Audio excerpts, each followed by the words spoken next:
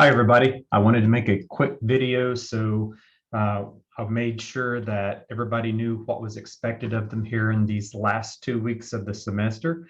I just got through posting your practice test for the fourth exam, and I'll go ahead and share my screen here with you and make sure you see where that's at. Of course, as always, it's under the content tab, and you'll see I have it the practice for the test here, my solutions for it next, and then, as always, the video of me going over the solutions after that.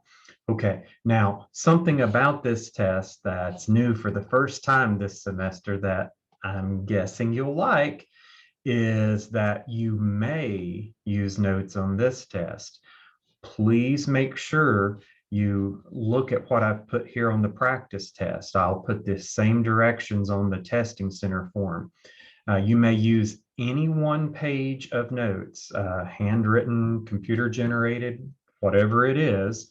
It could even be, solutions to practice test problems. Don't care. Any one page, but it's one-sided, not front and back or anything like that. I'll specifically leave directions with the testing center staff to allow you to use any one page of notes, one-sided. Whatever you want to bring is absolutely fine, as long as you can fit it on one standard sheet of paper. Please no legal sized sheets or anything like that either. And I will have you turn in whatever sheet that you brought with you with your test. If you decide that you don't need any notes, that's okay too. Now, the test will be primarily over Chapter 10. You'll see the first question covers Section 10.1 over sequences. And then we have series questions 10 through 10.2 through 10.6 and problems 2 through 12. And then 13 and 14, that goes back to section 8.2 and 8.4. But that's what your last test will look like. Now, talking about the final exam, that's the week after. So this test becomes available, it would be Monday the 25th.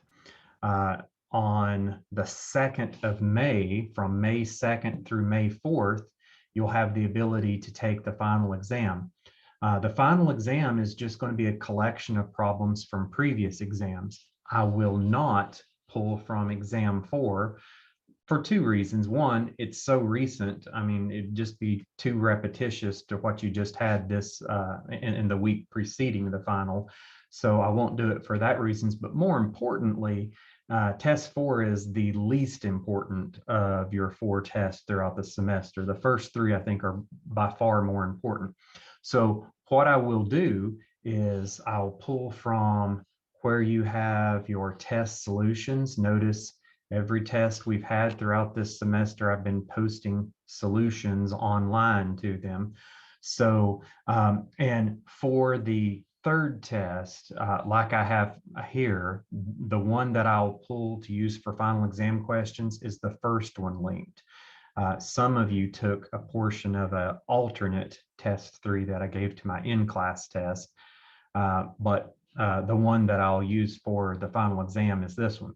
What I'm going to do for the final exam, it's only going to have 10 questions.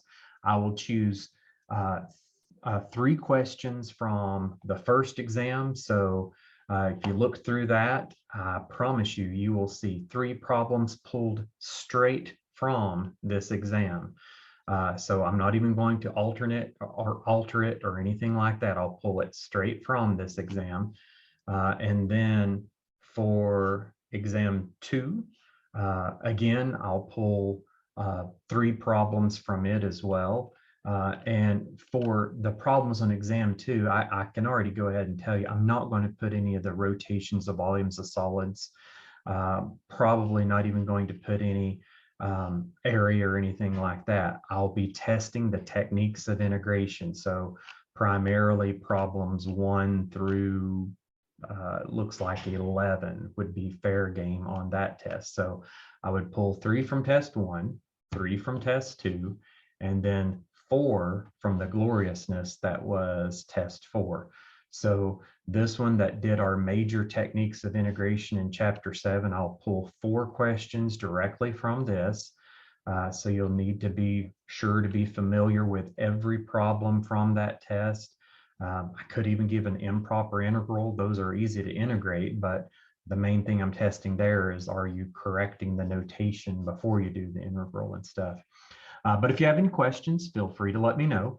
Please do keep in mind, though, your final exam will just be 10 questions, 3 from the first 2 tests, 4 from test 3, pulled straight from that. It'll be available in the testing center from May 2nd through May 4th. And this next test will be in the testing center next week from the 25th all the way through Saturday on the 30th. And you have its practice posted online. If you have any questions, please feel free to let me know. If you want to join my in-class class for an alternate practice, you're welcome to do that too. We'll probably be doing that, probably starting it on Wednesday. We may not get through it, so Wednesday, perhaps finish it Monday, but you're welcome to come both nights. We'll be finishing up chapter 10 material Wednesday and probably starting the review, and then most likely finishing the review on Monday night. All right, guys. Again, please let me know if you have any questions, jwlam@pstcc.edu, or you can always call my cell at 865-604-2199.